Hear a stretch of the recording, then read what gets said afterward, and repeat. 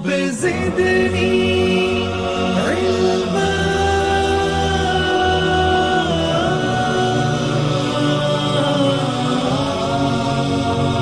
رب زدني علما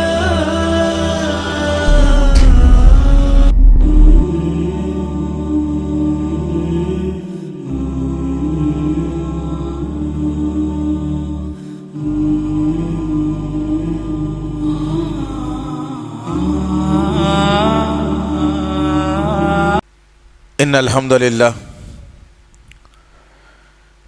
لله الذي نستعينه ونستغفره ونؤمن به ونتوكل عليه ونعوذ بالله من شرور أنفسنا ومن سيئات أعمالنا من يهدي الله فلا مضل له ومن يضلل فلا هادي له وأشهد أن لا إله إلا الله وأشهد أن محمدا عبده ورسوله أما بعد فإن خير الحديث كتاب الله وخير الهدي هدي محمد صلى الله عليه وسلم وشر الأمور محدثاتها وكل محدثة بدعة وكل بدعة ضلالة وكل ضلالة في النار. قال الله تعالى في القرآن المجيد أعوذ بالله السميع العليم من الشيطان الرجيم وما أرسلناك إلا رحمة للعالمين ربي اشرح لي صدري ويسر لي أمري واحلل عقدة من لساني يفقهوا قولي ربي زدنا علما آمين رب العالمين.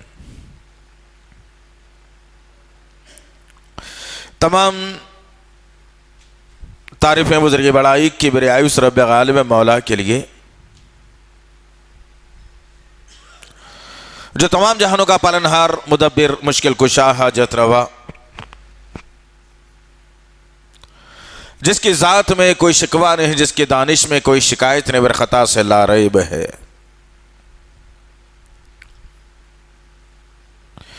درود و سلام محبت وحی کتاب حکمت کے مالک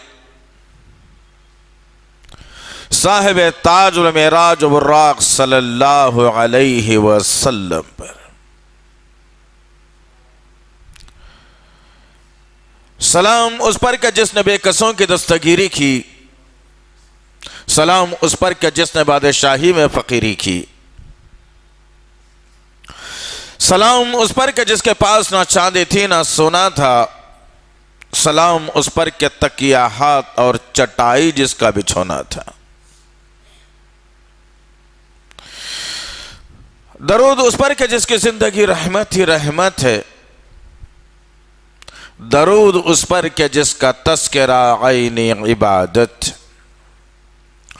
اللہم صلی علی محمد وعلی آل محمد بارک وسلم.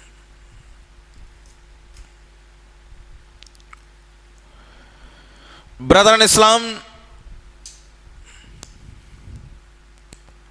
اور پس سے پردہ سننے والے اسلام کی معزز و معتبر خواتین،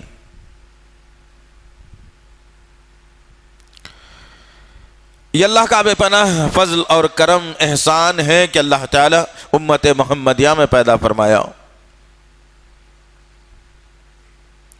اللہ کا احسان یہ بھی ہے کہ اللہ تعالی نے آج کے اس پرفتن تفرقے والے دور میں خالصتاً کتاب اللہ و سنت رسول پر عمل کرنے والا بنایا. اللہ کا بے پناہ احسان اور فضل کرم یہ ہے کہ اللہ تعالیٰ نے رب کی ربوبیت، رسول کی رسالت اور فکر آخرت کے لیے ایک کتاب کلام اللہ ہمیں عنایت فرمائی. اللہ کا کروڑ کروڑ مرتبہ احسان ہے کہ اللہ تعالیٰ نے بے مانگے کہ محمد صلی اللہ تعالی علیہ وسلم جیسا نبی اور رسول ہمیں عنایت فرمایا. عزیزان محترم، جس طرح سے آپ تمام اس بات سے بخوبی واقف ہیں کہ ایک سیریز چل رہی ہے 10 Sundays 10 speakers 10 topics کے نام سے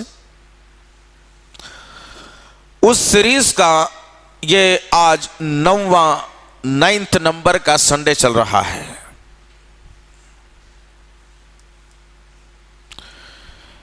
اس میں مجھے ذمہ داری یہ دی گئی ہے کہ میرے اور آپ کے آقا محمد صلی اللہ علیہ وسلم کی زندگی پر گفتگو کروں، جس کے ذریعے سے آج کا جو عنوان منتخب کیا گیا ہے وہ عنوان آپ نے ابھی سماعت فرمایا کہ محمد صلی اللہ تعالی علیہ وسلم کی زندگی کے 3 اہم واقعات ہمارے لیے سبق.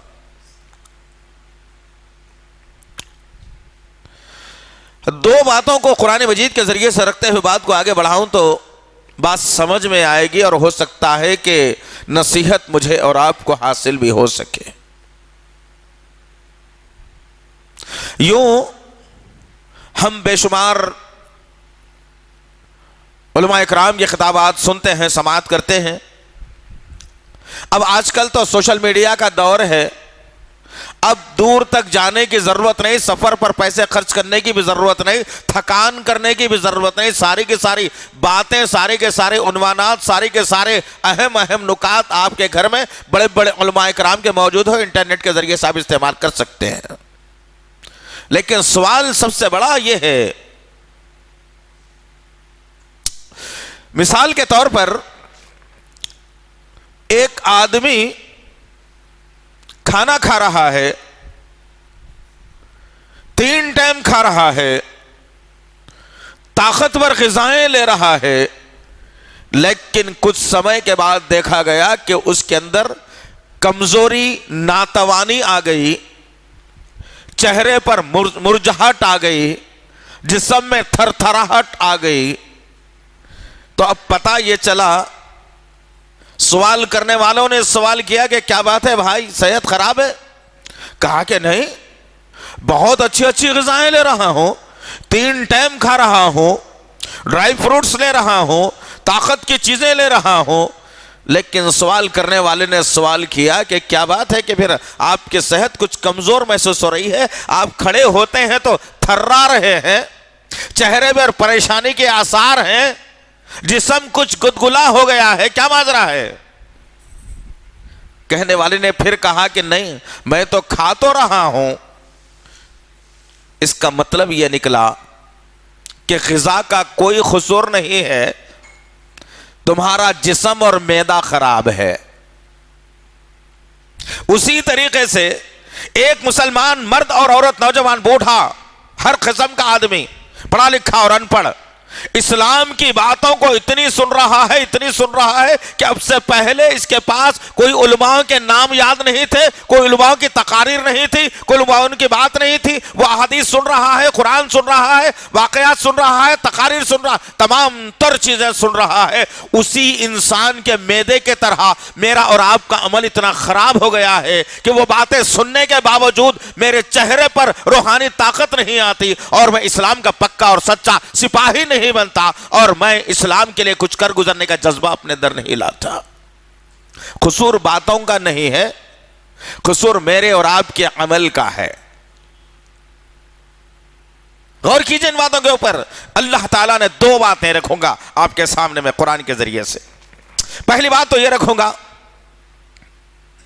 قرآن مجید کی سیریل جو ہے، فہرست جس کو کہا جاتا ہے سورتوں کی، ان میں ایک سورہ ہے 36 نمبر کا سورہ، جس کو سورہ یاسین کہا جاتا ہے.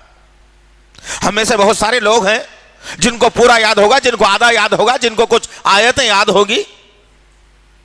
یا تو پھر کوئی بناوٹی ملا یہ کہہ دے کہ گھر میں برکت اگر لانا ہو تو 40 دن سورہ یاسین پڑھو تو پورا قرآن چھوڑ دیں گے، سورہ یاسین کے پیچھے لگ جائیں گے. کسی کو تجارت کاروبار بڑھانا ہو تو سورہ یاسین پڑھ لو، کسی کو صحت کرنا ہے تو سورہ یاسین پڑھ لو. نعوذ باللہ من ذالک، یعوذ باللہ، سورہ یاسین ان کاموں کو انجام دینے ہرگز نہیں آیا تھا. کہنے کا مقصد یہ عزیزان محترم کہ قرآن سے ہدایت حاصل کرو، ہدایت ملے گی. قرآن سے ایک تڑپ حاصل کرو، رب کی قربت حاصل کرو، انشاءاللہ رب کی قربت تمہیں حاصل ہوگی۔ اسی سورہ یاسین کی آیت نمبر 11 میں اللہ رب العزت نے بڑی بہترین نصیحت آمیز گفتگو کی، اور میرے اور آپ کے آقا محمد صلی اللہ تعالی علیہ وسلم کے قلب اطہر پر اس آیت کا نزول کر کے اللہ تعالیٰ نے ایمان والوں کو اور منافقین کو الگ الگ کر دیا۔ اب یہ جو آیت کا میں خلاصہ آپ کے سامنے رکھوں مختصر سا، میں اور آپ جج کر لینا۔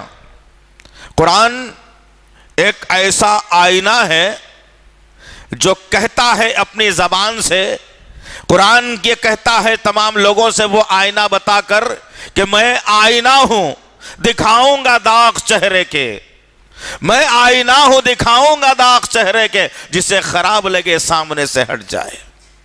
وہ آئینہ ہے قرآن، ہر وہ چیز تمہاری کھول کھول کر بتاتا ہے قرآن۔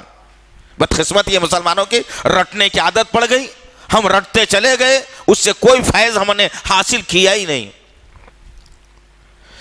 اس سورہ یاسین کی آیت نمبر 11 میں اللہ تعالیٰ نے ایمان والوں اور منافقین کے درمیان کے فرق کو ظاہر کر دیا اور بتا دیا کہ ایمان والے کی صفت کیا ہوتی ہے اور منافق کی صفت کیا ہوتی ہے۔ اللہ نے نبی کریم صلی اللہ تعالی علیہ وسلم کو واضح کر کے بتایا اور کہا، اے محمد صلی اللہ علیہ وسلم، آپ صرف اس شخص کو نصیحت کرو جو غائبانہ خدا سے ڈرتا ہے۔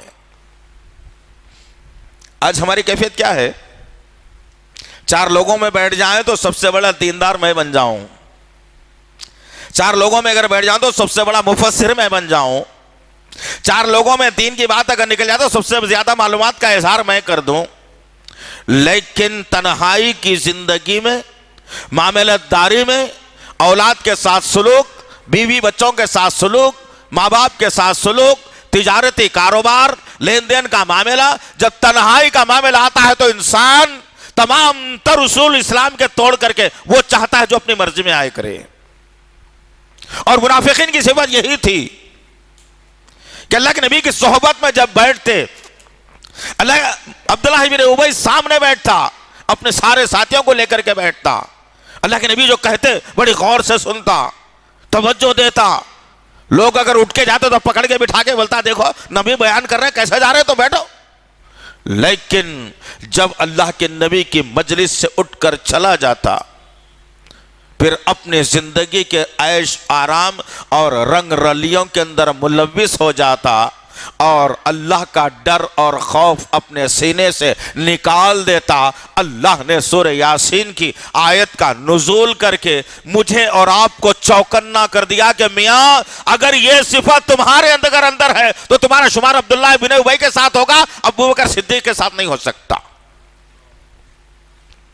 اور اللہ نے ڈرایا، سمجھایا، یہ توحیدی کلمات ہے، اس لیے کہ ہم کو سننے کی عادت پڑ گئی، عملی طور پر کوتاہی آ گئی، جس کی بنیاد پر وہ قوم جس کو مردہ کہا گیا آج تم پر حکمران بنا دیے گئے۔ ان کے آرڈر پر تمہاری شریعت چلتی ہے یا رکتی ہے، ان کے آرڈر پر تمہاری مساجد بند ہوتی ہے یا کھلتی ہیں۔ افسوس کے ساتھ کہنا پڑتا ہے، اس لیے کہ مسلمان اپنے وقار کو اپنے ہاتھوں سے کھو دیا، کہ مسلمان اسلام کی چاشنی، اسلام کی مٹھاس، قرآن کی محبت سے دور ہو کر کے اپنی زندگی گزار کر جنت میں جانے کا شوقین بن گیا۔ دوسری بات، اس آیت کے ذریعے سے بھی میں اور آپ اپنے آپ کو چوکنا کرنا ہے، سمجھنا ہے کہ میری زندگی کا مقصد کیا تھا اور میری زندگی کا مقصد میں نے کیا بنا لیا۔ اللہ رب العزت سورہ انفال میں، سورہ حدید میں واضح کر کے بتا رہے ہیں ان باتوں کو کہ جب کبھی غور سے سننا ذرا، اس کے بعد میں اور آپ اپنا محاسبہ کرنا کہ اللہ نے 1400 برس پہلے ایمان والوں کے متعلق کچھ کہا، وہ صفت میرے اندر ہے یا نہیں ہے۔ فیصلہ دنیا میں مل جائے گا، آپ کو ایک خوف پیدا ہوگا، اللہ کا ڈر پیدا ہوگا، پھر چینجز آئیں گے انشاءاللہ، انقلابی زندگی بنے گی مسلمان کی۔ اللہ تعالیٰ نے کہا جب ایمان والوں کے سامنے، بات غور سے سننا ذرا، یا نہیں تو ہر ایک کے ہاتھ میں ایک ایک آئینہ دے دیا جائے، اس آیت کو سننے سے پہلے وہ آئینے میں اپنا چہرہ دیکھے اور آیت کے ختم کے بعد چہرہ دیکھے اور انصاف کے ساتھ فیصلہ کر لے کہ ہماری کیفیت کیا ہے آج۔ کن کے سامنے وہ قرآن نازل کر رہا اللہ تعالیٰ؟ وہ صحابہ کرام جن کے بارے میں اللہ نے کہا کہ رضی اللہ عنہ ورضوا عنہ، اے میاں ہم تم سے راضی ہو گئے، تم ہم سے راضی ہو گئے، تم وہ کرتے چلے گئے جو ہمارا حکم تھا، تم وہ قربانیاں دی جو ہم چاہتے تھے، تم وہ عمل کر کے بتا دیے جس سے ہم خوش ہوا کرتے تھے۔ اللہ نے واضح کر کے رضی اللہ عنہ ورضوا عنہ کا عنوان سے نواز دیا۔ اب اللہ کہہ رہا ہے جب کبھی ایمان والوں کے سامنے اللہ کا ذکر کیا جاتا ہے، اللہ اکبر، جب کبھی ایمان والوں کے سامنے اللہ کا ذکر کیا جاتا ہے تو خوشی سے ان کے چہرے کھل جاتے ہیں اور ان کا ایمان بڑھ جاتا ہے اور ان کے آنکھ سے آنسو جاری ہو جاتے ہیں۔ اللہ اکبر، 3 نشانیاں ایمان والوں کی اللہ نے اس آیت کے اندر بتا دیا۔ اب غور کرنا ہے کہ میری محبت، میری جستجو، میری طلب، میری حشاشیت، میری بشاشیت، میری فکر، میرا غم، یہ تمام تر چیزیں کتنی میں اسلام کے تعلق سے رکھتا ہوں۔ افسوس، سننے کے بعد بھی میرے اور آپ کے ایمان میں اگر بڑھوتری نہیں ہوتی تو ہمارا تعلق کس سے ہے آخر؟ سننے کے بعد بھی اللہ اور اس کے رسول کا تذکرہ جب ہوتا تو چہروں پر مسکراہٹ، ایک شان، ایک عجیب سا نور اگر نہیں آتا، وہی مرجھائے ہوئے چہرے، پریشان حال، بیماراں جیسا، 1 مہینے سے بیمار ہے، لا کے بٹھا دیے اب سننے کے لیے، ان لوگوں کو زبردستی بٹھا دیے، اب جائیں گے تو مار کھانے والا ہے۔ یہ حال لے کے ہمارا ہے۔ افسوس، کب سدھریں گے مسلمان؟ کب سدھریں گے مسلمان؟ اپنے آپ کو کب طاقتور اور چاق و چوبند والا تیز و ترار بنائیں گے انشاءاللہ؟ غرض کہنے کا مقصد یہ عزیزان محترم،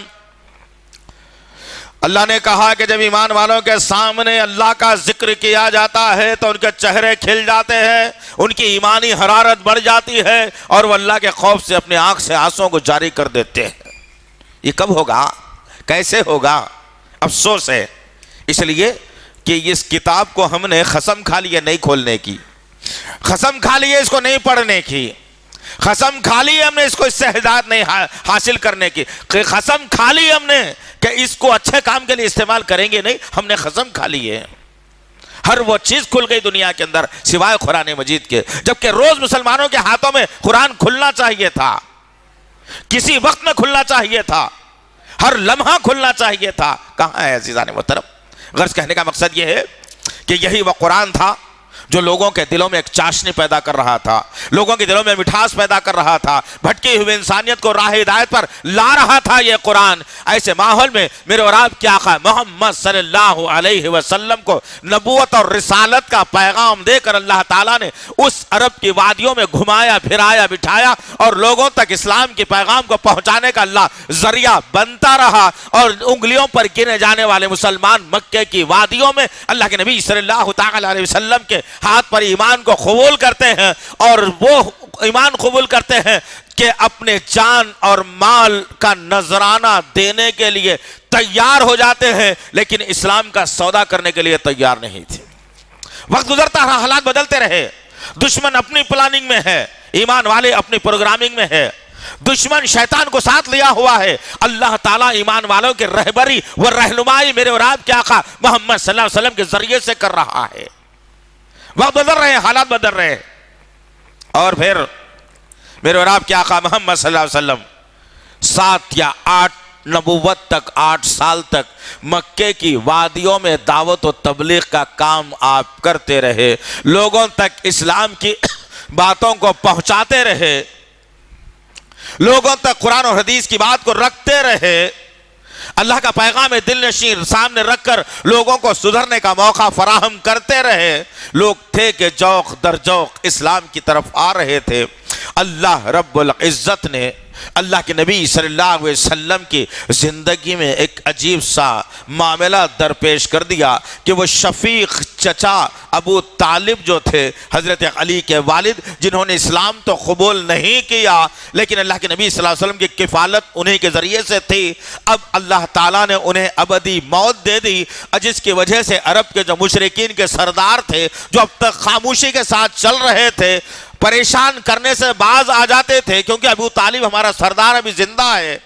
ان حالات کے تحت اللہ کے نبی پر کچھ رحم و کرم کا معاملہ ہوتا دشمنوں کے طرف سے، لیکن اللہ کے نبی صلی اللہ علیہ وسلم کے جب خاص چچا جب اس دنیا کو چھوڑ کر ہمیشہ کے لیے چلے جاتے ہیں، دشمن اپنا سر اٹھاتا ہے اور اللہ کے نبی صلی اللہ تعالی علیہ وسلم اور صحابہ کے خلاف میں مورچوں کو کھولتا ہے اور وہ حالات پیدا کرتا ہے کہ اللہ کے نبی صلی اللہ علیہ وسلم اور آپ کے ماننے والے صحابہ کرام ششدر اور پریشان ہوتے ہیں۔ اللہ کے نبی صلی اللہ علیہ وسلم نے صحابہ سے مشورہ کیا۔ پہلا واقعہ اللہ کے نبی صلی اللہ علیہ وسلم کی زندگی کا مشورہ کیا اللہ کے نبی صلی اللہ علیہ وسلم نے کہ میرے ساتھیوں بتاؤ، مکے والے بہت ستا رہے ہیں، جب تک ابو طالب تھے یہ لوگ خاموش تھے، اب اپنا سر بلند کر کے ہم کو ستانے پر آمادہ ہے، دشمنی کھل کر رہے ہیں۔ میں سوچتا ہوں آپ کے مشورے کے ذریعے سے کہ طائف کی سرزمین پر جاؤں اور طائف والے دعوت کے اندر سب سے اعلیٰ ظرف رکھتے ہیں، کچھ نہ کچھ تو اللہ ان کے دلوں کے اندر محبت ڈال دے گا، میری بات وہ سمجھ بھی پائیں گے، لہٰذا میں یہاں سے نکلوں گا اور طائف کی سرزمین پر جاؤں گا اور طائف والوں کو اسلام کے طرف دعوت دے کے بلاؤں گا۔ اللہ کے نبی صلی اللہ تعالی علیہ وسلم کا یہ پہلا سفر تھا زندگی کا کہ آپ اپنے شہر، اپنے وطن، اپنے علاقے، اپنے محلے، اپنے لوگوں کو چھوڑ کر کسی دوسرے علاقے میں جا کر بات کرنے کی بات کر رہے تھے۔ صحابہ نے مشورہ دیا کہ بے شک جائیے یا رسول اللہ، بہت اچھی بات ہے کہ وہاں سے ہمیں کچھ سبق بھی مل جائے گا اور کچھ لوگوں کی تعداد بھی مل جائے گی، ہو سکتا ہے ہماری تعداد کچھ بڑھ جائے ایمان والوں کی۔ مشورہ طے ہوا۔ اللہ کے نبی صلی اللہ علیہ وسلم نے حضرت زید کو ساتھ میں لیا اور کہا کہ چلو طائف کا سفر کرتے ہیں۔ آج اطمینان کے ساتھ آدمی مکے سے نکلتا ہے، سڑکوں کو پار کرتا ہے، 120 یا 130 کلومیٹر کا راستہ مکے سے طائف کے درمیان آج سڑکوں کے ذریعے سے بنایا گیا، اور جو لوگ طائف کا سفر کر کے آتے ہیں یا طائف کی پہاڑیوں کو دیکھ کر کے آتے ہیں کہ کس طریقے سے آج مکے سے طائف کے شہر کو جانے کے لیے کیسے پہاڑوں کو کاٹ کر 35 کلومیٹر کا راستہ بنایا گیا اوپر آبادی میں جانے کے لیے طائف کی، آج سائنس ترقی کر کے بتاتی ہے۔ لیکن قربان جائیے میرے اور آپ کے آقا محمد صلی اللہ علیہ وسلم پر، جن کے سینے میں اللہ نے اسلام کی محبت اور چاشنی کو رکھا اور ذمہ دار بنا کے بھیجا اللہ تعالیٰ نے نبی کریم صلی اللہ علیہ وسلم کو، رہبر، رہنما، محسن انسانیت، رحمت للعالمین، فکر انسانیت رکھنے والی شخصیت محمد صلی اللہ علیہ وسلم اب مکے سے نکلتے ہیں، راستہ بتانے والا کوئی نہیں، ساتوں آسمان پر بیٹھا ہوا رب اللہ کے نبی صلی اللہ علیہ وسلم کے ارادے سے واقف ہے۔ اللہ تعالیٰ آسمان سے منظر کو دیکھ رہا ہے کہ میرا نبی اب اسلام کو پھیلانے، اسلام کی بات دوسروں تک رکھنے کے لیے کیسی تکالیف کو برداشت کر کے نکلنے والا ہے۔ اللہ رہبری و رہنمائی کر رہا ہے آسمانوں سے۔ نبی کریم صلی اللہ تعالی علیہ وسلم مکے کو چھوڑتے ہیں اور زید رضی اللہ تعالیٰ عنہ کے ساتھ نکل کر طائف کی سرزمین کے قریب پہنچ جاتے ہیں۔ وہ طائف کی سرزمین جو دو حصوں میں بٹی ہوئی ہے، ایک حصہ جو زمین کے لیول سے کچھ نیچے کے حصے میں ہے، جو دو پہاڑ بڑے بڑے اونچے اونچے پہاڑوں کی اونچائی اور چوڑائی اگر آپ دیکھیں تو نظر چھجتر ہو جائے آپ کی، اس کے درمیان میں ایک بستی تھی، ایک اور بستی تھی جو پہاڑوں کے اوپری حصے میں بستی تھی، جس کو آج راستے بنا کر اوپر تک لے جایا گیا۔ آج سے 1400 برس پہلے نہ تو کرنٹ تھا، نہ تو گاڑی تھی، نہ تو راستہ بتلانے والا، نہ راستوں میں کوئی ایرو مارک لگا ہوا، نہ کوئی کلومیٹر بتانے والا۔ میرے اور آپ کے آقا محمد صلی اللہ علیہ وسلم مکے کی وادی سے جب نکلتے ہیں، بڑے بڑے پہاڑوں کی چوٹیوں کو پھلانگتے ہوئے میرے آقا جا رہے ہیں اس مقصد سے کہ طائف والے مدد کر دیں گے۔ نکلے آپ طائف کی سرزمین کے قریب پہنچے اور دیکھا مدینہ، وہاں کے حالات کو جب دیکھتے ہیں طائف کے، اور طائف کی بستی میں جب داخلہ لیتے ہیں، وہاں کے لوگ اچانک جمع ہوئے اور اللہ کے نبی صلی اللہ علیہ وسلم کو گھیرنا شروع کیا، اور وہاں کے 3 سرداروں نے اللہ کے نبی صلی اللہ علیہ وسلم کو گھیر لیا اور آنے کا مقصد دریافت کیا۔ اللہ کے نبی صلی اللہ تعالی علیہ وسلم نے آنے کا مقصد ظاہر کرتے ہوئے کہا کہ قولوا لا الہ الا اللہ تفلحون۔ ان ظالم وہاں کے حکمرانوں نے، وہاں کے جو سرداروں نے اللہ کے نبی سے سوال کیا کہ اے محمد تو وہی ہے؟ استغفر اللہ ربی من کل ذنب واتوب الیہ، تو وہی ہے جو ہمارے معبودوں کی توہین کرتا ہے، تو ہمارے اولیاء کی توہین کرتا ہے، جس کو ہم پوچھتے ہیں، جس کو ہم سفارشی بناتے ہیں، جس کو ہم ذریعہ دعا اللہ کے پاس قبول ہونے کا ذریعہ بناتے ہیں، تو لات منات عزا کی توہین کرنے والا ہے۔ اللہ اکبر۔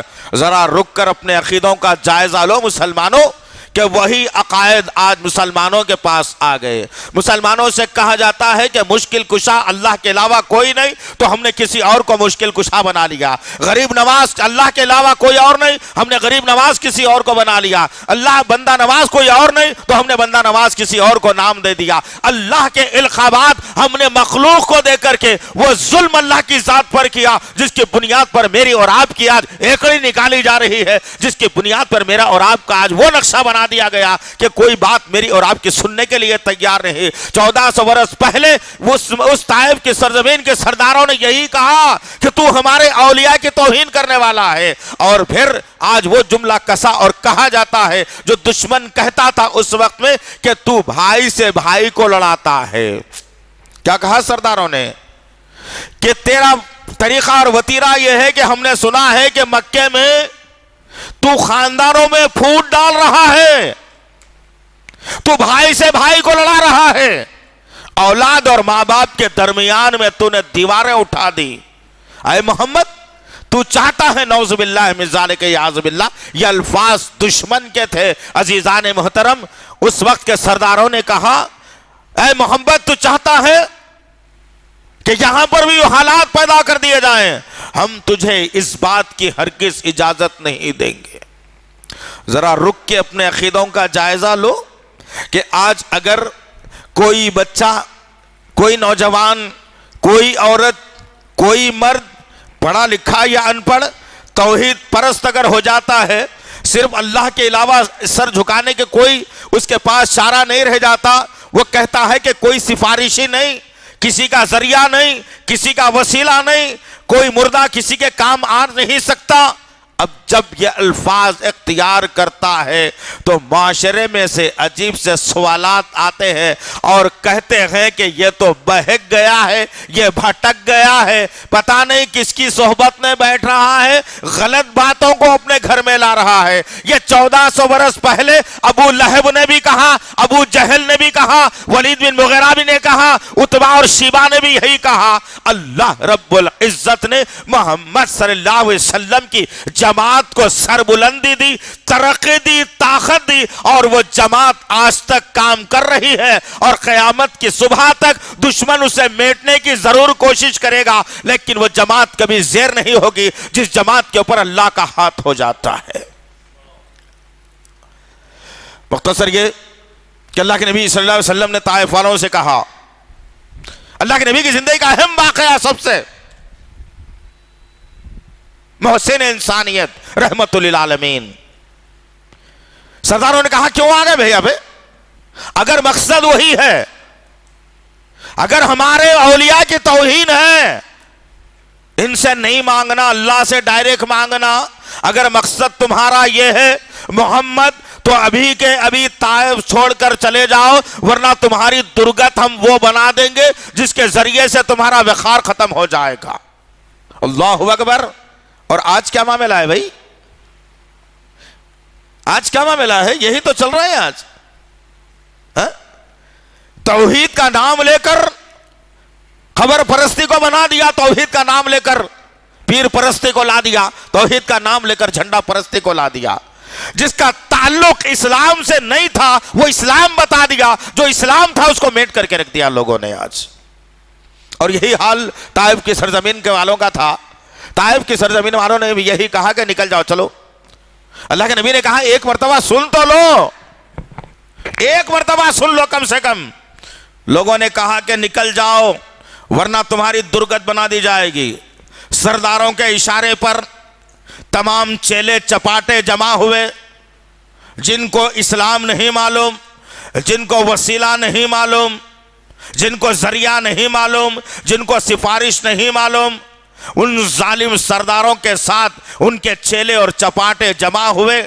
سرداروں کے طرف دیکھا، میرے اور آپ کے آقا محمد صلی اللہ علیہ وسلم اپنی نگاہوں کو نیلگو آسمان کی طرف اٹھایا اور زمین کی طرف کر لیا. حضرت زید دیکھ رہے ہیں ماجرے کو کہ اب دشمن کیا آرڈر پاس کرنے والا ہے، اب میرے اور آپ کے آقا کے ساتھ میں کیا معاملہ ہونے والا ہے، اب کیا ہماری درگت بنائی جانے والی ہے. یہی سوچ اور وچار کے ذریعے سے میرے اور آپ کے آقا محمد صلی اللہ علیہ وسلم حضرت زید رضی اللہ تعالیٰ عنہ کھڑے ہوئے ہیں. اچانک سرداروں نے اپنے آرڈر کو پاس کر دیا اور ان کے چیلے چپاٹوں سے کہنے لگے کہ اٹھاؤ ہاتھ میں پتھر اور مارو محمد صلی اللہ علیہ وسلم کو، مارو اس شخص کو جو مکے کی وادی سے نکل کر ہمارے شہر میں آ کے فساد پھیلانا چاہتا ہے، ہمارے اولیاء کی توہین کرنا چاہتا ہے. اللہ اکبر. میرے نبی کا مشن کیا تھا کہ ایک اللہ کے سامنے سر جھکایا جائے. میرے نبی کا مشن وہ تھا کہ سفارشی ختم کر دیا جائے. میرے نبی کا مشن تھا وسیلہ ختم ہو جائے.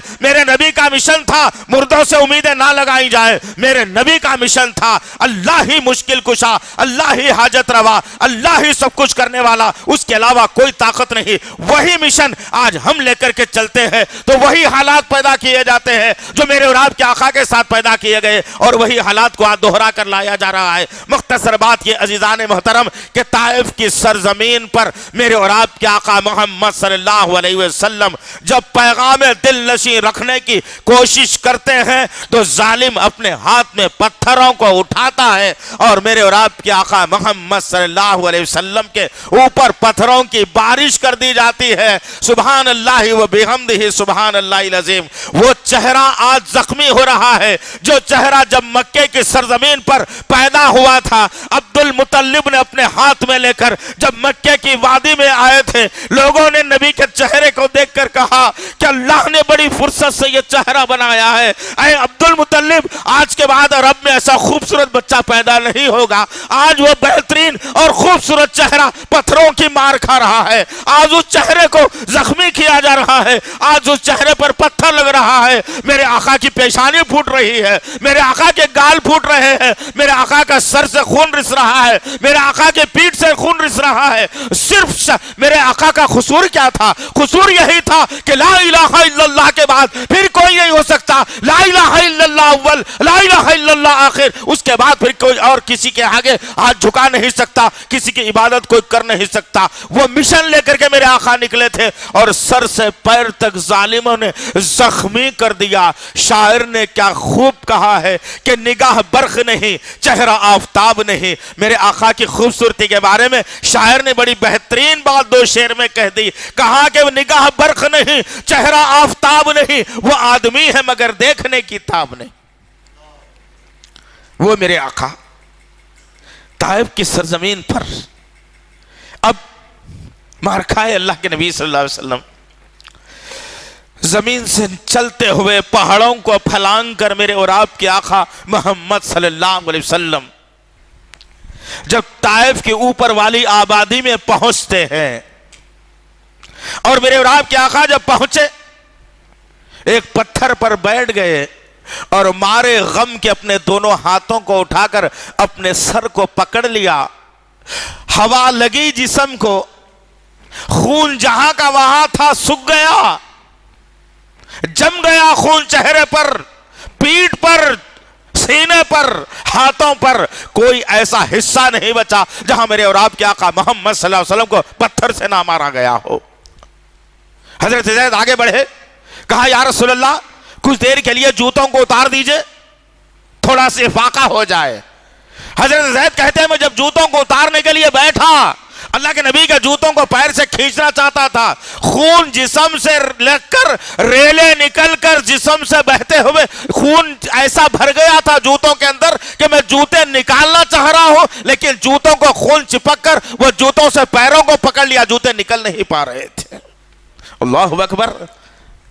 غور کرو میرے ساتھیوں، غور کرو، اگر توحید پر اللہ نے تمہیں لا دیا ہے اور توحید پرست اگر تمہیں بنا دیا ہے، قرآن کی محبت تمہارے سینوں میں ہے، صرف احادیث پر تم عمل کرنا چاہتے ہو، یہ تمام بناوٹی نظام سے اوپر اٹھ کر تم زندگی گزارنا آج چاہتے ہو اس دور کے اندر، تو شکر مناؤ اللہ کا، خوش ہو جاؤ اللہ کی ذات پر کہ اللہ نے مجھے باطل عقیدوں سے، مشرکانہ عقائد سے، یہ تمام پیر پرستی سے، خاندان پرستی سے اٹھا کر اللہ نے کتاب اللہ و سنت رسول کا علمبردار بنایا۔ فخر کرو اس بات کے اوپر، اور پھر فخر کے ساتھ یہ بھی سوچ لو کہ آج وہ فتنہ پھر سے برپا کیا جا رہا ہے جو 1400 برس پہلے کیا گیا تھا کہ توحید پرستوں کا تعاقب کیا جائے، توحید پرستوں کو کیسے بدنام کیا جائے، توحید پرستوں کے ساتھ کیسے مشکل حالات پیدا کر دیے جائیں، یہ حالات آج بھی وہی پیدا کیے جا رہے ہیں۔ مختصر یہ کہ اللہ کے نبی صلی اللہ تعالی علیہ وسلم کے پیروں سے جوتوں کو نکالا گیا، اور نکالنے کے بعد حضرت زید رضی اللہ تعالیٰ پہلو میں بیٹھ گئے۔ اچانک جبرائیل علیہ السلام کو اللہ نے آسمان سے بھیجا، اللہ جنبش میں آ گیا، اللہ کرب میں آ گیا کہ میرے نبی کے ساتھ یہ معاملہ، یہ تو رحمت ہے انسانوں کے لیے، محسن انسانیت ہے، یہ حوض کوثر کا مالک بنا کر میں بھیجا ہوں، اسے شافع محشر بنا کر میں نے بھیجا ہے محمد کو۔ اب کون ہے جو اس کی مخالفت میں آتا ہے؟ اللہ اکبر۔ عزیزان محترم، یہ صفت مجھے اور آپ کو اپنے اندر پیدا کرنا ہے، یہ صفت مجھے اور آپ کو اپنے اندر پیدا کرنا ہے۔ مال اچھا ہے ہمارے پاس، بیچنے کا طریقہ غلط ہے ہمارا، جس کی وجہ سے توحید پرستوں سے لوگ کٹ رہے ہیں، ٹوٹ رہے ہیں۔ انداز پیدا کرو، محمد صلی اللہ علیہ وسلم کی سیرت مبارکہ کو اپنا لو، یہ 5 فٹ کے جسم پر اسے لاگو کر لو، پھر دیکھو اللہ کیسے رحمت کے دروازے کھول دیتا۔ اللہ کے نبی صلی اللہ علیہ وسلم بیٹھے، جبرائیل حاضر ہوئے۔ جبرائیل السلام کہتے ہیں کہ اللہ آپ کو سلام عرض کرتا ہے اے محمد صلی اللہ علیہ وسلم۔ اللہ کے نبی نے جواب دیا، اور جبرائیل صلی السلام نے کہا کہ اللہ کے آپ کے حالات سے باخبر ہے، میرے ساتھ پہاڑوں کو ہلانے والے، اڑانے والے فرشتے موجود ہیں، اللہ نے آپ کی خدمت میں انہیں بھیجا ہے، آپ حکم دیجئے محمد صلی اللہ علیہ وسلم، جو بدتمیزی آپ کے ساتھ طائف والوں نے کی ہے اللہ چاہتا ہے کہ اس کا بدلہ لے لے، تباہ اور برباد انہیں کر دے۔ یہ جو طائف کی بستی 2 پہاڑوں کے درمیان میں ہے، ان 2 پہاڑوں کو ملا کر چکی کی طرح پیس کر ان کی نسلوں کو ہم تباہ کر کے رکھ دیں گے۔ اللہ تعالیٰ نے محمد صلی اللہ علیہ وسلم کو دشمنوں سے دشمنی نکالنے کے لیے نہیں، محبت کا پیغام دینے کے لیے بھیجا تھا۔ کیا کہا شاعر نے؟ بدلا نہ لیا اس نے کبھی اپنے عدو سے، عدو کہتے دشمن کو، بدلا نہ لیا اس نے کبھی اپنے عدو سے، مارا بھی تو اخلاق کی تلوار سے مارا۔ یہ کیفیت میری اور آپ کی ہونی ہے۔ بدنام مت کرو نبی کی سیرت کو، بدنام مت کرو نبی کی چال چلن کو، بدنام مت کرو نبی کے واقعات کو۔ یاد رکھنا اللہ انتقام لینے پر آئے گا نا تو ایک سانس بھی چین کی نہیں لے سکو گے، یاد رکھو۔ اللہ کی رحمت ہے، نبی کی دعا ہے میری امت کے تعلق سے، اپنی امت کے تعلق سے کہ میں اور آپ بچے ہوئے ہیں۔ آج جبرائیل نے کہا 2 پہاڑوں کے فرشتے ہیں، بول دو یا رسول اللہ، ان کی نسلوں کو تباہ کر دیں گے، جو آپ کے ساتھ بدتمیزی کی ہے، غلط طریقہ اختیار کیا ہے، قوم کو نصیحت دے دیں گے۔ سبحان اللہ۔ میرے اور آپ کے آقا محمد صلی اللہ علیہ وسلم نے جبرائیل کی طرف نگاہوں کو اٹھایا اور کہنے لگا بھائی جبرائیل، اللہ سے کہنا کہ اللہ نے مجھے لوگوں کو زحمت دینے کے لیے نہیں، مجھے رحمت بنا کر بھیجا ہے۔ میں رحمت بن کر آیا ہوں اس کائنات کے لیے، تمام عالموں کے لیے مجھے رحمت بنایا گیا ہے۔ اے جبرائیل، میں کسی سے کیسے بدلہ لے سکتا ہوں؟ یہ لوگ میری قدر و منزلت کو جانتے نہیں، یہ لوگ میری نبوت رسالت کو پہچانتے مانتے نہیں، کوئی بات نہیں ہے جبرائیل، چلے جاؤ تم یہاں سے ان فرشتوں کو لے کر کے۔ آنے والی ان کی نسلوں میں اللہ تعالیٰ ایسے جید ایمان والوں کو پیدا کرے گا، یہ سارے کا سارا علاقہ مسلمان رہے گا۔ نبی کی دعا قبول ہوئی، اور اللہ رب العزت نے آج طائف کی سرزمین پر جتنے لوگ رہتے اور بستے ہیں پورے ایمان والے ہیں۔ کوئی کافر، کوئی مشرک، کوئی اور مذہب کا آدمی نظر نہیں آئے گا تمہیں وہاں پر سوائے ایمان والوں کے۔ اللہ کے نبی صلی اللہ علیہ وسلم کی زندگی کا پہلا واقعہ، اللہ کے نبی کی دعا قبول ہوئی، اللہ کے نبی وہاں سے نکلے اور مکے کی وادی میں آئے، اور پھر اپنے مشن کو جاری و ساری رکھا۔ صحابہ سے کہا کہ دیکھو میں گیا طائف کے سرزمین میں، لوگوں نے میری حالت یہ کر دی ہے۔ صحابہ کو بڑا غصہ آیا، صحابہ نے کہا کہ یا رسول اللہ کیا کیا جائے؟ اللہ کے نبی نے کہا نہیں، کسی سے بدلہ نہیں لیا جائے گا، وقت کا انتظار کرو، اللہ بہتر فیصلے آسمان سے نازل کرے گا۔ صحابہ کرام اللہ کے نبی کی بات پر یقین کرتے ہوئے خاموشی اختیار کر لیا۔ وقت گزرتا رہا، حالات بدلتے رہے، ایک موقع وہ بھی آ گیا کہ اللہ تعالیٰ نے اللہ کے نبی صلی اللہ علیہ وسلم کو ہجرت کا حکم دیا۔ اب ہجرت کا اللہ کے نبی کو حکم دیا، اللہ کے نبی صلی اللہ تعالی علیہ وسلم مکے کی وادیوں سے نکلے اور یثرب کی سرزمین جس کو آج مدینہ کہا جاتا ہے، وہ اجڑی گھاٹی، وہ بیماریوں والی سرزمین تھی۔ میرے اور آپ کے آقا محمد صلی اللہ علیہ وسلم کے ختم مبارک کا پڑھنا اور رحمت کا آنا، اللہ تعالیٰ نے آج اس شہر میں وہ شفا دی ہے کہ میرے اور آپ کے آقا نے کہا کہ اللہ میرے شہر مدینہ کو قیامت تک کے لئے بیماریوں سے پاک کر دے۔ اللہ نے دعا کو قبول کر لیا، کوئی بیماری نہیں آتی وہاں پر آج۔ اور اللہ نے یہ بھی دعا کہ اللہ کے نبی نے کہ اللہ دجال کو میرے شہر میں داخلے سے منع کرتے نا۔ سبحان اللہ بحمدہ۔ اب اللہ کے نبی صلی اللہ علیہ وسلم ہجرت کر کے آئے اور پہلی جنگ ہوئی جس کو جنگ بدر الکبریٰ کے نام سے یاد کیا جاتا ہے۔ یہ جنگ کے بعد ایک اور جنگ ہوتی ہے جس کو جنگ احد کہا جاتا ہے۔ آج وہ میدان نہیں رہا، آج وہ جگہ نہیں رہی، آج وہ تمام کے تمام جو نظارے تھے ختم کر دیے گئے، آج بازار لگا دیا گیا۔ لیکن تاریخ کا مشاہدہ کبھی کرو اور تدبر اور غور و فکر کے ساتھ کرو تو پتہ چلے گا کہ احد کا میدان کیسے تھا، پہاڑ کتنی بلندی پر کتنا بڑا ہے۔ خیر مختصر بات یہ ہے عزیزان محترم، ان واقعات کو سننے کے بعد میری اور آپ کی ذمہ داری بنتی ہے کہ میں اور آپ تمام انسانوں کے سامنے ان باتوں کو رکھیں کہ اللہ کے نبی صلی اللہ تعالی علیہ وسلم کی سیرت مبارکہ آج انسانوں کو جینے کا سلیقہ سکھاتی ہے، رہنے کا سلیقہ سکھاتی ہے۔ تہذیب اور تمدن اگر انسانیت کو سیکھنا ہو، صرف مسلمان نہیں، پوری انسانیت کو اگر سیکھنا ہو تو محمد صلی اللہ علیہ وسلم کے سیرت مبارکہ کا مشاہدہ کیا جائے۔ مختصر بات یہ، میدان احد میں جنگ شروع ہوئی، لڑائی ہوئی، گرما گرم معاملہ ہوا۔ پہلا مرحلہ مسلمانوں کو ناکامی میں جھیلنا پڑا، لیکن مسلمان سنبھل گئے اور پھر دشمن کے ساتھ مت بھیڑ ہوئی۔ آج کچھ ظالم لوگ یہ کہتے ہیں کہ اسلام دنگا سکھاتا ہے، اسلام فساد سکھاتا ہے، اسلام کاٹنا اور کٹنا سکھاتا ہے۔ ہم سنتے چلے گئے اور ہم خاموشی اختیار کرتے چلے گئے، اس لیے کہ محمد صلی اللہ تعالی علیہ وسلم کی زندگی ہمارے سامنے نہیں ہے، اس لیے کہ ہم نے اللہ کے نبی صلی اللہ علیہ وسلم کے سیرت کا مطالعہ نہیں کیا ہے، اس لیے کہ ہم نے اسلامی تاریخ کو کبھی پڑھا ہی نہیں ہے۔ اسی وجہ سے آج جو کوئی سوال غلط اٹھاتا ہے، مسلمانوں میں اس کا جواب دینے کی صلاحیت نہیں رہی، اور پھر ہم دیکھتے ہیں کہ کامنٹس کے اندر گالیاں لکھ دی جاتی ہیں۔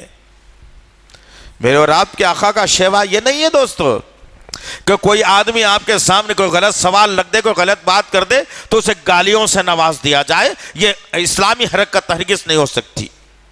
آپ کے اخلاق، آپ کے کردار، آپ کا انداز ایسا ہونا چاہیے کہ محمد صلی اللہ علیہ وسلم کا امتی ہونے پر لوگ ناز کریں آپ کو دیکھ کر کے، وہ میری اور آپ کی صلاحیت ہونی چاہیے۔ کیا ہوا؟ جنگ شروع ہوئی، ایک کافر آگے بڑھا دھوکے کے ساتھ، غور کرو، اسلام والا نہیں تھا، اسلام کا دشمن تھا، آگے بڑھا۔ دوسرا واقعہ اہم نبی کریم صلی اللہ علیہ وسلم کی زندگی کا، انسانوں کو معاف کرنے کا۔ آگے بڑھا ایک کافر، اور ہاتھ میں ایک لوہے کی کڑی تھی جس کو نوکیں نکلی ہوئی تھی۔ اللہ کے نبی صلی اللہ علیہ وسلم کے قریب آیا اور اچانک کو چین سے اس نے وار کر دیا۔ اللہ کے نبی بچنے کی کوشش کرتے ہیں لیکن وہ اتنی تیزی سے وار کرتا ہے کہ وہ آ کر کے وہ چین اللہ کے نبی کے کال میں دھس جاتی ہے اور آپ کے 2 دانتوں کو شہید کر دیتی ہے۔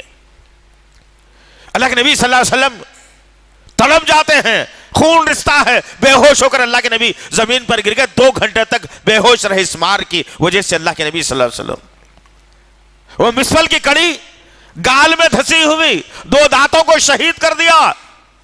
صحابہ نکالنا چاہ رہے ہیں، بڑی طاقت سے مار لگی اور یہ ہڈی میں دھس گئی، وہ نکل نہیں رہی تھی۔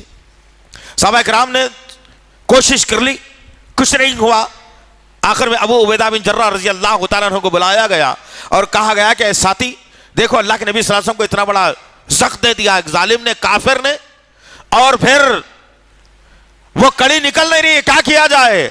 ابو عبیدہ بن جراح رضی اللہ تعالیٰ عنہ کہتے ہیں کہ مجھے چھوڑ دو، میں نکال کر دوں گا ایسے۔ چنانچہ آپ نے اپنے دانتوں کے ذریعے سے، ابو عبیدہ بن جراح رضی اللہ تعالیٰ عنہ اپنے دانتوں سے اس کڑی کو پکڑ کر اللہ کے نبی کے دانت میں سے نکالنے کی کوشش کرتے ہیں۔ وہ کڑی نکلتے ابو عبیدہ بن جراح رضی اللہ تعالیٰ عنہ کے دانت بھی شہید ہو جاتے ہیں۔ اتنی سختی کے ساتھ پرویش ہو گئی، خون رس گیا اللہ کے نبی کا، کمزوری نقاہت آ گئی میرے نبی کو۔ صحابہ ٹوٹ پڑنے لگے، کون تھا وہ؟ ڈھونڈو اسے، قتل کر دیں گے ہم لوگ۔ محسن انسانیت، ان باتوں کو پہنچاؤ زمانے تک، یہ آج کی درندہ اور قاتلوں کی حکومت کو سمجھاؤ، ان باتوں کو لے جا کر معاشرے میں رکھ کر کہو تم اسلام پر آنچ لاتے ہو، تم اسلام پر ریمارک کرتے ہو۔ میرے نبی کی سیرت کیا بتاتی ہے؟ میرے نبی کی سیرت اپنے ماننے والوں کے تعلق سے تو بتاتی ہے، لیکن جو دشمن ہو اس کے ساتھ بھی برتاؤ کا طریقہ میرے نبی کی سیرت بتلاتی ہے۔ اللہ کے نبی صلی اللہ تعالی علیہ وسلم صحابہ کے جذبے کو دیکھتے ہیں اور جب یہ سوچتے ہیں کہ اب میرے صحابہ ٹوٹ پڑیں گے، نہ حق کوئی اور آدمی مارا جائے گا، اللہ کے نبی صلی اللہ تعالی علیہ وسلم نے صحابہ کو اشارہ کیا، آواز دی اور کہا آؤ یا رسول اللہ، ادھر آ جائیے، ادھر آ جاؤ میرے ساتھیوں، میرے صحابہ ادھر آ جاؤ۔ اللہ کے نبی کے اشارے پر صحابہ جمع ہوئے اور اللہ کے نبی کی طرف دیکھنے لگے کہ اب اللہ کے نبی صلی اللہ علیہ وسلم کیا حکم دینے والے ہیں۔ صحابہ کی نگاہیں اللہ کے نبی کے چہرے انور پر گڑی ہوئی ہیں۔ میرے اور آپ کے آقا محمد صلی اللہ علیہ وسلم اپنے جان نثاران کی طرف دیکھا، نگاہوں کو پھیلایا اور دیکھا اور کہنے لگے مارنے والا کافر تھا، اسے پتا نہیں ہے کہ میں کون ہوں، میں اسے معاف کر دیتا ہوں، اس کی آنے والی نسلیں اسلام کے اندر پیدا ہو جائیں گے۔ ہے یہ جذبہ ہمارے اندر؟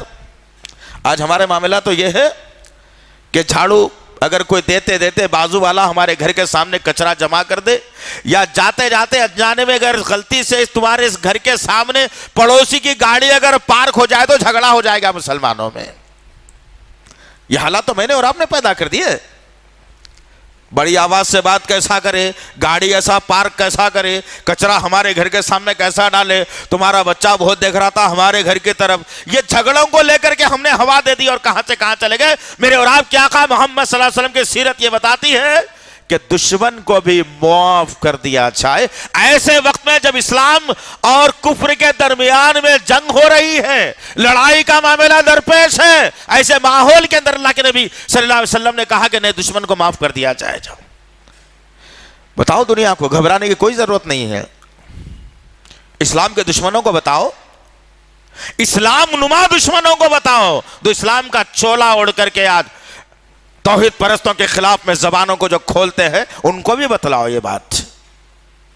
کب نکلو گے تم بازاروں میں؟ کب بتاؤ گے تم لوگوں کو؟ کب سمجھاؤ گے تم اسلام لوگوں کو؟ کدھر زندگی جا رہی ہے دوستو میری اور آپ کی؟ ڈر کے، سہم کے، پریشان حال زندگی میں نے اور آپ نے بنا لی ہے، اس لیے کہ ہمارے نوالوں میں فرق ہو گیا. اصل میں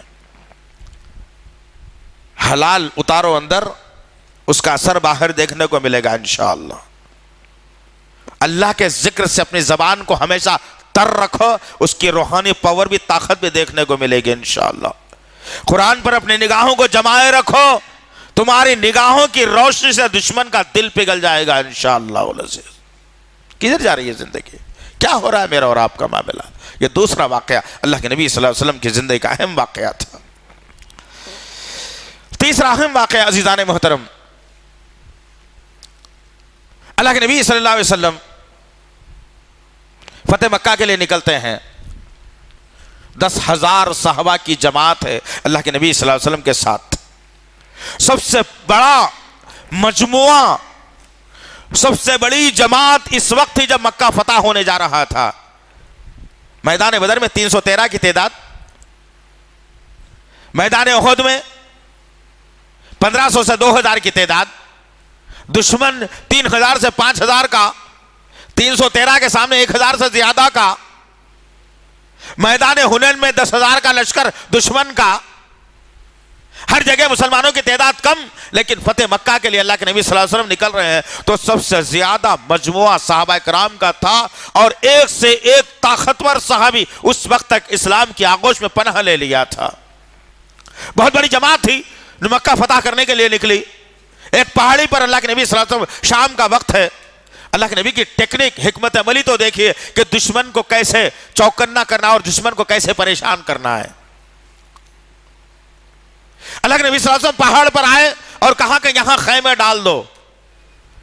تمام صحابہ کرام اپنے اپنے خیموں کو تیار کرنے لگے، اور اللہ کے نبی صلی اللہ علیہ وسلم اپنے جاننے اور ماننے والوں کو دیکھتے ہیں کہ ہزاروں کی تعداد میں خیمے کھڑے ہو گئے. اور اللہ کے نبی نے کہا کہ جب رات ہو جائے گی تو ہر خیمے پر 2 مشالیں رہیں گی.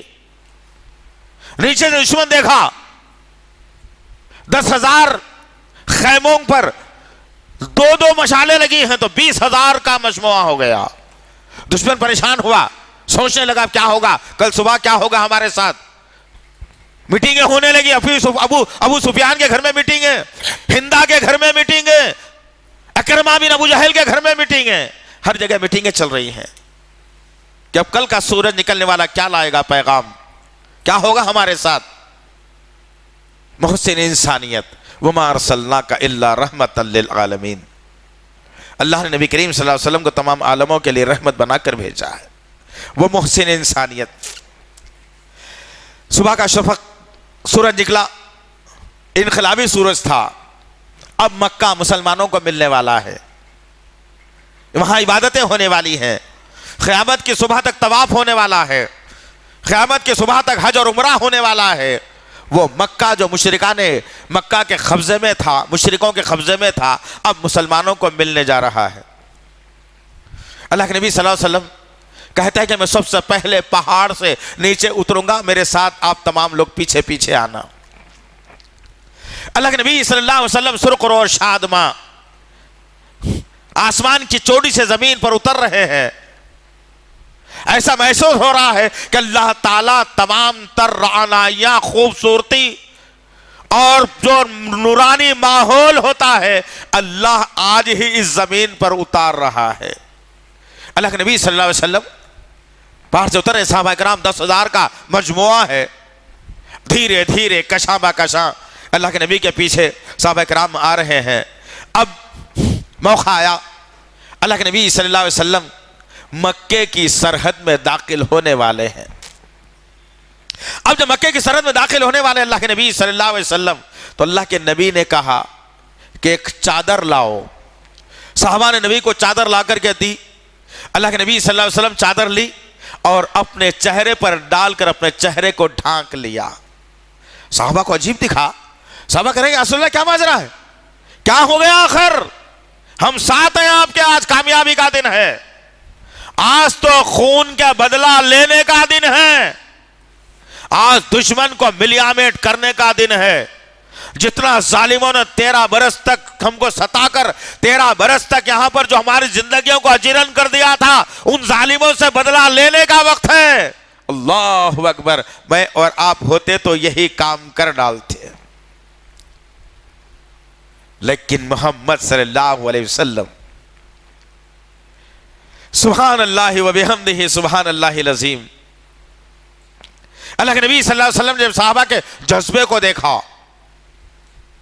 قتل اور خون غارت گری کی باتوں کو سنا, دشمن سے بدلہ لینے کی باتوں کو سنا, اور صحابہ کہتے ہیں یا رسول اللہ ہٹا دیجئے یہ چہرہ, دکھا دیجئے لوگوں کو, بتا دیجئے یہ چہرہ لوگوں کو, دشمنوں کو سمجھ میں آ جائے بات کہ اب محمد صلی اللہ علیہ وسلم یہاں کوئی کمزور حالت میں نہیں, بلکہ اس ملک کے صدر, بلکہ اس ملک کے سردار, بلکہ ہم تمام صحابہ کے نبی اور رسول بن کر داخل ہو رہے ہیں. دشمن کو سمجھ میں آ جائے میرے اور آپ کے آقا محمد صلی اللہ علیہ وسلم نے وہ پیغام دل نشین دیا اور کہا اے میرے ساتھیو, اللہ نے مجھے کسی کو زیر کرنے کے لیے نہیں پیدا کیا, اللہ نے مجھے کسی کو شرمندہ کرنے کے لیے پیدا نہیں کیا.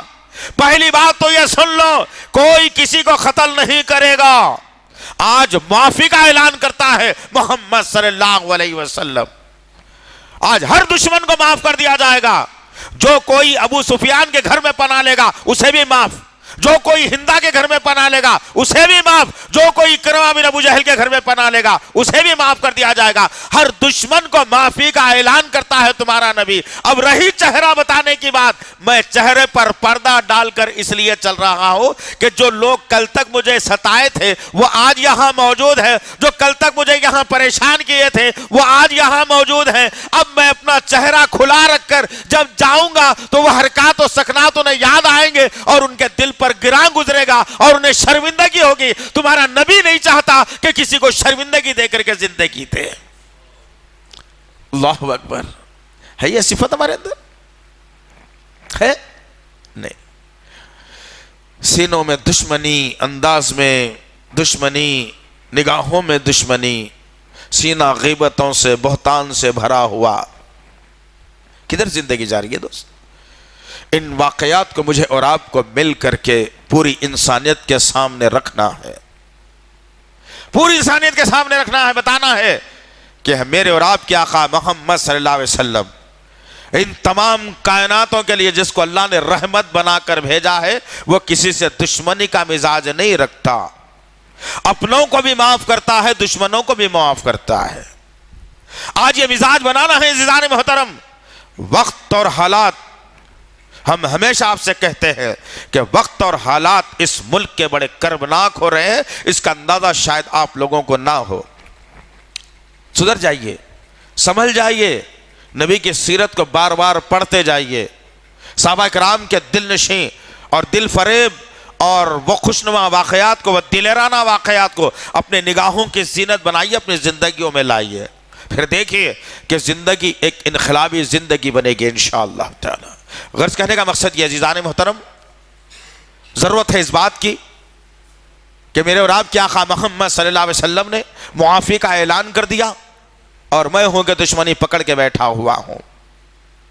لہذا ضرورت ہے اس بات کی کہ اپنے سینوں کو صاف کرو ایک دوسرے کے لیے, اپنے ذہنوں کو صاف کرو ایک دوسرے کے لیے, اپنے زبانوں کو صاف کرو ایک دوسرے کے لیے, اپنے خیالات کو صاف کرو ایک دوسرے کے لیے, اور پھر دیکھو معاشرہ کیسا مٹھاس والا بن جائے گا انشاءاللہ العزیز.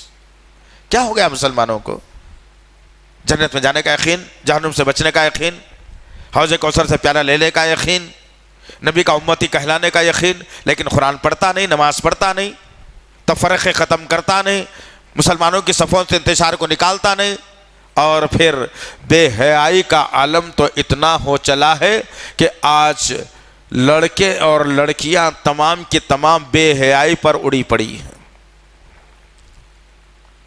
پکنک پارک سے لے کر کے, سڑکوں سے لے کر کے, شادی بیاہ کے ماحول سے لے کر کے غم اور خوشی کے ماحول میں آپ دیکھ لیجئے کہ عریانیت, برہنہ پن, ننگا پن آج پورے معاشرے کے اندر جر پکڑ چکا ہے.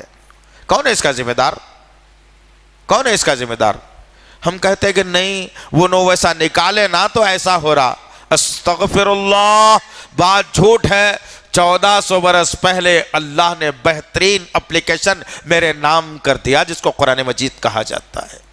کیا اس اپلیکیشن کو کبھی میں نے اپنے خیالات میں ڈاؤن لوڈ کیا ہے؟ کیا اس اپلیکیشن کو اپنی زندگی میں لانے کی جرات اور کوشش کی ہے؟ کیا اس اپلیکیشن کو امپلیمنٹ کرنے کی کوشش میں نے کی ہے؟ کیا یہ اپلیکیشن کو اپنے گھر والوں پر لاگو کرنے کی میں نے کوشش کی ہے؟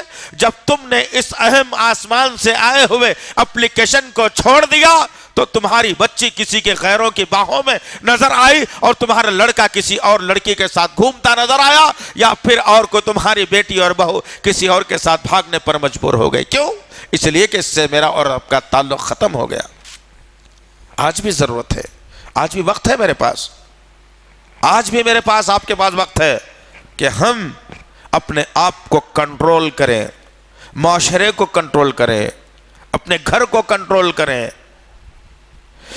بے حیائی کے بازار کو بند کرنے کے جستجو اور کوشش کریں انشاءاللہ.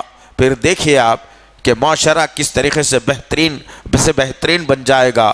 اللہ سے دعا ہے کہ اللہ رب العزت جو کچھ بھی کہا گیا ہے کہنے والے کو سننے والوں کو صحیح طور پر عمل کرنے کی توفیق دے میرے پاک پروردگار. یا اللہ محمد صلی اللہ تعالیٰ علیہ وسلم کی زندگی سے ہم دور ہیں میرے پاک پروردگار. یا اللہ محمد صلی اللہ تعالیٰ علیہ وسلم کی زندگی کے قریب ہونے والا بنا دے میرے پاک پروردگار. آپ صلی اللہ تعالیٰ علیہ وسلم کی سیرت مبارکہ پر عمل کرنے والا ہمیں بنا دے میرے پاک پروردگار. یا اللہ جب بھی وقت ملے قرآن پڑھنے والا بنا دے، حی علی الصلاۃ حی علی الفلاح پر 5 وقت نماز ادا کرنے والا بنا دے، اپنے ماں باپ کے ساتھ حسن سلوک کرنے والا بنا دے، اپنے چھوٹوں کے ساتھ شفقت کرنے والا بنا دے، اپنے بڑوں کے ساتھ ادب کے ساتھ پیش آنے والا بنا دے. قبرستانوں کو ویران کر دے اللہ، قبرستانوں کو ویران کر دے اللہ، قبرستانوں کو ویران کر دے اللہ. مساجد کو آباد کر دے میرے پاک پروردگار، مساجد کو آباد کر دے میرے پاک پروردگار، مساجد کو آباد کر دے میرے پاک پروردگار. یا اللہ اے دعاؤں کے قبول کرنے والے ہماری دعاؤں کو قبول فرما میرے پاک پروردگار. ربنا تقبل منا انك انت السميع العليم وتب علينا انك انت التواب الرحيم. وصلى الله تعالى على خير خلقه محمد وعلى اله وصحبه اجمعين برحمتك يا ارحم الراحمين. السلام علیکم ورحمۃ اللہ وبرکاتہ.